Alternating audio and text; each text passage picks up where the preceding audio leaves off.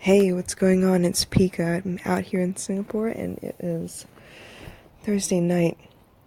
Actually, this time it's technically Friday morning. It's about 1 o'clock in the morning here, but this episode is meant for Thursday, December 14th. Yeah, man, this year is running by. We have about 3 weeks left for the end of the year, and that's it. Today was pretty simple. The usual get up in the morning, go to school, go to work, and then come back home. I actually had two events this morning though. My event was at 9 o'clock this morning, where I did a live training in a Facebook group, and the topic there was failure. We talked about failure. So the things that I talked about with y'all last night, I actually trained on this morning. And then after that, we had the first of the 12 days of manifesting miracles. I think I mentioned it yesterday to you. So our group, starting with our CEO, is doing 12 days of live trainings on Facebook and on Instagram. And basically what we're trying to do is teach people how to get in touch with spirit, align themselves with source, and learn how to manifest a little bit. And even if you don't believe in that kind of thing, it's still a good practice because it's akin to meditation. It's basically quieting all your crazy thoughts that go on in your head and trying to focus on the things you do want instead of don't want. Even if you don't manifest anything, even if you don't believe enough to get to where, the things we're talking about as far as quantum physics and actually, connecting with source energy, you still develop a lot of really good habits. You still learn to be very positive. You learn to be focused. You learn to get rid of all that negativity in your life. Okay? So it's not a bad thing. You can believe in it to the level that you are comfortable, basically. And as you get more and more comfortable, maybe you'll reach further, or you're content to stay where you are. And that's okay too. But either way, the practices that we're trying to teach here are very practical and useful whether you create or not. So I'd love it if you would, join in. The next post that you see from me will give you another link to be able to join in. It's all free for the next 12 days until Christmas Eve, basically. And I'd love for you to join in. I'm actually presenting in another 2 days, and I'll be talking about gratitude. So very practical advice, I promise. A lot of people think that this is all mumbo jumbo, it's all hocus pocus, magic, blah, blah, blah. It's not. It's not. It really is the power of your thoughts at work. Okay? So that was today. Pretty simple. Got to work and ended up doing P4 math. Now, I'm not bragging or anything, but I've been through my fair share of education. And when I saw this math concept with models here in Singapore, I was lost and super embarrassed about it. I mean, I don't know how to draw a model and then solve algebra questions, especially the way they're worded here. So, yeah, and I was super shocked when some of the questions that I was looking at were meant with first grade. I was like, damn, I don't think my daughter's ready for all this. I don't even know how to answer this stuff. How am I supposed to do this? So I definitely went through some practice today, and then eventually went on to practice the slide presentations for our sales pitch. So that was the work day. Got back home and cooked. I made a quesadilla pasta. I kind of adapted the recipe and turned it into pasta instead.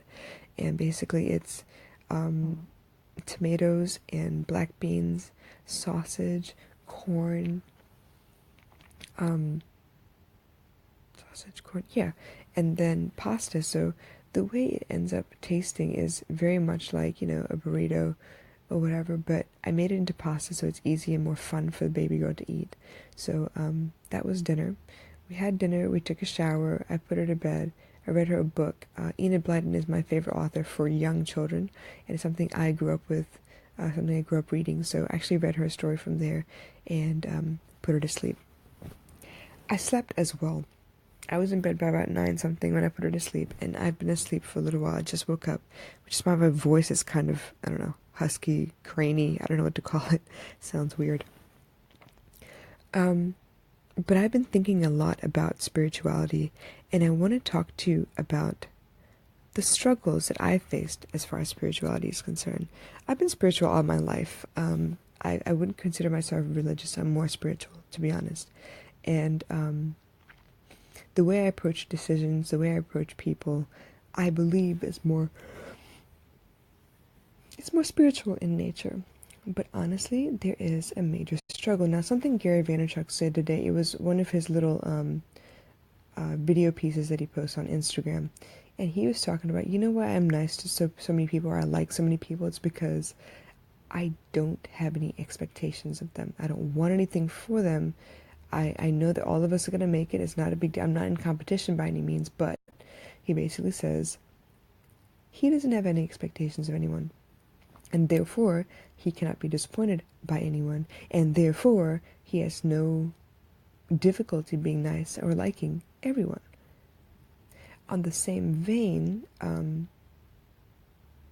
I was talking to my aunt in Houston today, and she was talking about attachment and how that's her next big thing that she wants to accomplish. Now, this woman is very spiritual, very humble, lives to serve, and for her to say that she wants to learn more about attachment, or detachment for that matter, got me thinking. So let's talk about this lack of expectations, which helps you to go through life and not be so disappointed or held by, people's opinions of you, or how they react to you, how they treat you, whatever. It's been a point of contention for me for a long time.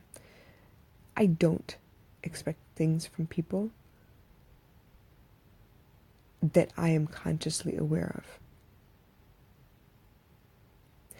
But that isn't to say that I don't get disappointed when things don't go the way I think they should go. Now, that's not meaning that I'm being selfish or I'm being controlling, that I want it to be a certain way. Obviously, every one of us has our idea of if you do A, then B will happen, right? And a lot of times, people treat relationships like business. If I give you this, then you should do this for me, right? I'm beyond the, I'll give you something and I expect something in return, but the way we treat each other, that makes a difference to me, and I do get carried away or disappointed with the way people treat me in return after I've treated them a certain way. I do still get upset when, how do I explain this? I do still get upset when I'm talking to people or giving them my all, and even if it's of just a relationship or a friendship or whatever, and I feel like maybe they're not listening well, maybe they don't take me seriously, maybe they don't treat me with respect. That still disappoints me sometimes. Let me give an example. Honestly speaking, anyone that comes into my life, and for the most part, all of you who are part of my life know this for a fact. If you've actually interacted with me, you know this for a fact. If you come to me and you tell me you're hurting, you're upset, you're in trouble of some kind, I'm going to do whatever I can to help you. And a lot of times it's not going to be in a monetary form. Most times it's going to be more of a support situation. I will support you. I will listen to you. I will try my best to understand the situation from all sides and then give you sound advice, or at least I think it's sound, so that you can take the situation in stride. I do that because I love you. I do that because it's the right thing to do. I do that because that's what I would expect anyone else to do for me if I would ever to come to them for help. And one day I will. But for some reason, I find that while people are very readily able to take from you, they're not always able to give back in any way. And no, I'm not saying I'm giving you advice, so you better give me advice in return. What I'm saying is, once you know that this is the kind of person I am, I would love it if you would be ready to do the same, instead of forever coming to me and asking for something. There are some people out there that are content to suck your energy. I don't know if it's because they consciously know this. I don't know if they do this because I couldn't even begin to imagine. I don't know why they do this, but there have been certain people in my life who have always been content to come to me with their hands out. Always, always, always. Any conversation that starts off with, hey, I haven't heard from you in a while, how are you doing, will turn into, oh my God, this happened, this happened, this happened, this happened. That's fine, and that tells me a lot about where you are in life, and I'm happy to help you out. But some people, they have a problem for every solution you have. And I guess I expect for people to be a little bit more open-minded, and that's where my problems start. I expect, and I shouldn't. So when Gary Vaynerchuk says stuff like, you know what, I like everyone. I have no problem with people because I don't need you. I don't need you to do anything for me. I don't want anything from you. I'm just content to be there for you. That's where I want to be. That's like the next level. That's where I want to get to next. Right now, I'm still attached to the way you feel about me, the way you treat me as a result. And that's part of what Rajmami was talking about today. She and I have a lot of the same characteristics. I get attached very easily. As in, if we fall into a routine of talking every day, I'm going to get attached. And if I don't hear from you after a certain period of time, for some reason, out of the blue, and you haven't managed my expectations, if you like suddenly just disappear off the face of the earth for a couple of days and you haven't told me what's going on, you don't let me know, hey, I got to go do this, but you disappear, my imagination goes to work. And obviously I imagine, oh my God, this happened to you, or you hate me, or whatever it is. I am attached to you. I am attached to the idea of you being in my life a certain time every day. I am attached to the connection that we have. So for me, that's another part of the spiritual journey. How do I detach from that expectation of you? How do I learn to not hold on to you so tightly? I think it's best for my relationships if I learn how to be excited when you do come into my life, but not be devastated when you disappear. I think that's difficult for me. I think that's something I'm really struggling with. And that's what I'm talking about, the struggle. This is a spiritual struggle. It's not about work. It's not about business. It's not about, how to take care of people. It's how do I take care of me so that I don't slowly disappear with everything that I give people? How do I make sure that I am still whole no matter what comes my way? How do I make sure that I am always able to offer help? You can't give from an empty vessel, right? And with that saying, you tend to think that, okay, well, if I give of myself, someone has to pour into me. Yeah, that'd be great. Oh my God, that would be amazing. If people could do unto others, really, wow. But that's not the reality we live in. That's not the reality at all. Every man for himself. I'm going to take care of me because I don't believe that there's enough for all of us to have. I don't trust anyone else, so I'm going to take wherever I can. That's basically the mentality you encounter out there. Now, there are a few of us that are awake, that see life in a different perspective, that see that, if we don't speak life into other people, if we don't share the love, if we don't show them, if we don't teach them, basically where this Manifesting Miracles workshop is coming from is, teaching you that you control the world around you simply by your thoughts. And then your actions and your words are extensions of those thoughts. And if you put them out into the universe, they're going to attract whatever it is that you put out into the universe. So be careful, basically. For me, it's a step further. Yeah, I can watch my thoughts. I can change my thoughts. I can be careful of what I'm talking about. I can be careful of what I'm doing. I think twice before I do anything. But where I screw up is I hope too much. I expect too much. And honestly, what I'm expecting is really not that much, but it's still too much because I'm still disappointed. I'm still waiting on some kind of a return from you, and that's not fair to you. Obviously, I'm not going to tell you, hey, I'm going to do this, but you need to do this for me in return. That's not what I'm saying, and that's never what I would tell you. But I'm hoping that if I lead by example, that you might pick up on what I'm doing and maybe do the same. And even that is an expectation. Even that is an attachment to something. I think I've talked to you before, like, all right, well, if I'm attached or detached or whatever, does that mean I care less about that person? No, it shouldn't. It shouldn't. It sounds really, like something a sannyasi would say, but it isn't. I want to get to that level that Abraham Hicks talks about. I am happy.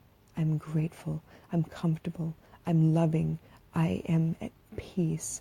Nothing anyone does or says can take that from me. My happiness is not dependent upon you.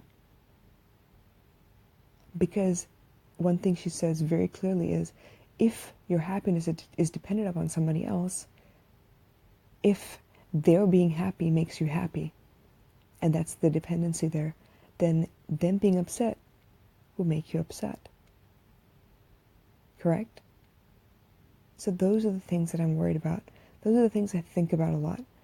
How do I get to a place where I am not attached to my idea of what you should behave like? How do I get to a place where I'm not attached to where your position is in my life? How do I not miss you when you disappear for a little while? And maybe that sounds heartless and cold, but I feel like it's a way to protect myself. And it's also a way for me to learn not to focus on the lack of you being there, but to focus on being excited when you are, to attract more of that instead with my thoughts, instead of focusing what I don't have. I was just talking to Gayatri about this the other day. She can have 100 toys in front of her, but she'll focus on the one that she knows is not working well or is broken. And then she tends to complain. Now, she's only 6. I'm trying really hard now to teach her not to complain about everything. And sure, it's a Singaporean thing to do. Sure, it's a mentality that all her classmates grow up with, but that doesn't mean she should be the same as them. Not if she can see clearly, not if she can see around the situation like I do. And for the most part, she does. But yes, it's a habit. This little girl was a super, super happy child growing up. After my maid came into our lives, she started complaining about stuff. Why? Because she spent the most time with the maid, and the maid complained about everything. It's just the way it is. She also copped a really Indian accent. That's, she picks up everything. She's a kid. She goes to school, and she finds that all the kids complain. And all the kids, are expecting that she can give something to them without thinking that they should give unto her. This notion of kids going to school on their own birthdays and bringing presents for all the other kids, I don't like that at all. I don't like that at all. Now, I don't mind making food to share with the rest of the class so that they all get to celebrate a little bit. But when the other kids come up to me as the parent is like, where's my present? And I'm like, whoa, wait, I'm sorry, what? That's a problem. I don't like that. Who teaches your kids that, yo? Like, seriously, where's your present? And honestly, I turned around and asked that child, whose birthday is it? And he very happily said, oh, it's your daughter's birthday. Oh, well then, where's her present? Huh? Yeah, I don't like that idea. I can't obviously change the way people are doing things, but I can do what I think is right. And yeah, it may not make her popular, and I see it now. It's going to be a problem later on. But yeah, I'm not going to buy into that. I'm not going to encourage that. I don't like that idea. You're teaching your kids the wrong things. I'm not here to show you how affluent my family is by buying you all presents on my daughter's birthday. Now, I'm ready to share the love and let her come to school and celebrate with you, because that's what she wants to do. She wants to have a party and she wants to have people there, and the only way to guarantee that is to do it while she's at school, because the kids have to go to school. But you see what I'm saying? We get attached to complaining. We get attached to this lack mentality, and it only attracts more of that same lack, and you don't need that in your life. It's hard. I've been struggling with it for a while now, but it's knowing is half the battle, and I'm consciously working towards changing that. I don't know how successful I'll be on a daily basis, but it's like, I'll take each battle as it comes and see what I can do about it. And sometimes I win and sometimes I lose. Sometimes when I miss someone, I get angry, and I'd rather cut you off than just be patient. I would rather be by myself than have to deal with a relationship, because I don't want to miss anyone. I don't want to go through that feeling of loss. I've lost so many people in my life. I'm used to feeling alone, but what's worse is when you get used to feeling part of a team and then you lose that team feeling.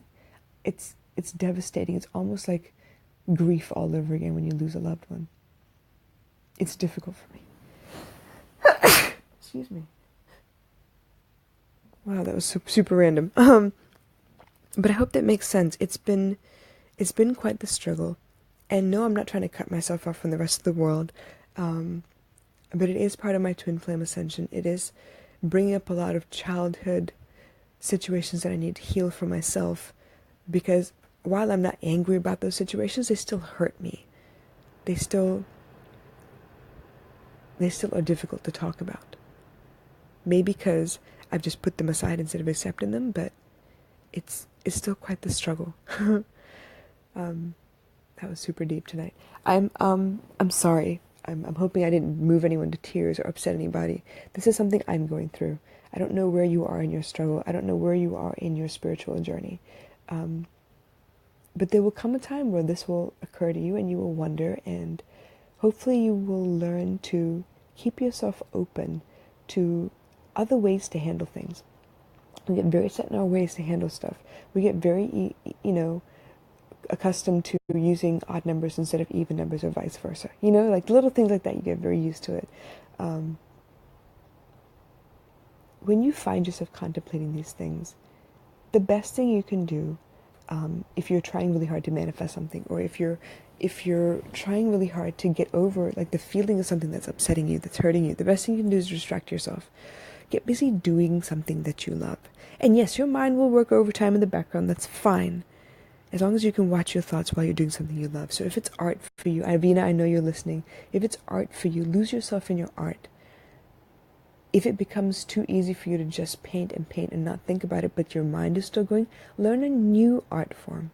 Learn a new craft. Go take up knitting, sewing, crocheting, whatever it is, cross stitch.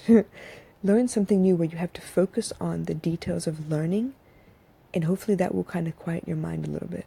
It does help. It really helps. I don't know. I think it was major revelation for me tonight. And it's funny because I was trying really hard to wake up and I couldn't wake up. And finally I looked at the clock and I was like, you know what, if I don't do it now, chances are I won't wake up till morning and I will have missed my first podcast in 144 episodes. So I'm glad. As I started off this podcast, my eyes were closed. I was leaning against the headboard in my room and talking to you about what I know. And I was trying really hard not to fall back asleep. I was trying really hard to make sure that I still made sense, thinking very consciously of, what are the points I wanted to make. Because I have a history of, starting in one place, going on a tangent, telling 3 stories, ended up somewhere else. Like I started at A, ended up at D somewhere. But I think I did a pretty good job this evening. I'm kind of wide awake now that I'm talking about it. I think I kept to the theme. I think I kept to the 2 points that I wanted to make, which is expectations and then attachment. Think about it. Let me know what you feel. Write to me. Let's start a conversation here. To have comments under a podcast is important to me because then I can see how it is that I'm affecting you. If I'm actually truly giving you value for the content that I'm creating. I'm not creating this in an effort to create content by any means.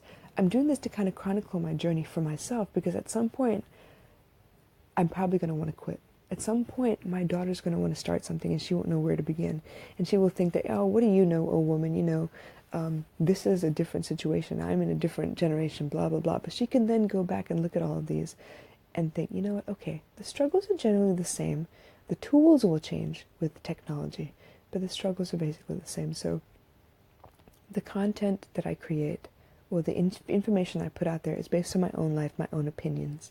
You're more than welcome to dispute them, to debate them with me, to offer your own opinions. I would love to hear your opinions. But for me, in my opinion, comments lead to a thread, which means anyone else who's listening can join in the conversation, can find that it's not just me talking about this that feels this way. If you've entered in a comment that kind of echoes my same, my same struggles, my same fears, then other people can see that it's not just me, it's more than one person, and it builds a community that way, and that's actually what I'm about. The brand Rasathi is to build a community. I want us all to come together. I want us all to feel safe enough to explain or express ourselves without fear of judgment or rejection. in an environment where we can just happily share opinions. You don't have to be the same as me. I will still love you. I hope that makes sense. I hope that helped you a little bit tonight.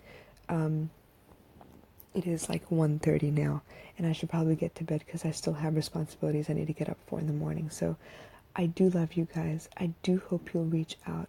Be brave. You don't have to give me your life story in the comments. Tell me I'm wrong. Tell me you face something different. Tell me it doesn't make sense. Anything. Have a conversation with me. Be brave. All right? All right, well, until the next time, I will catch you again tomorrow. Take care. Bye.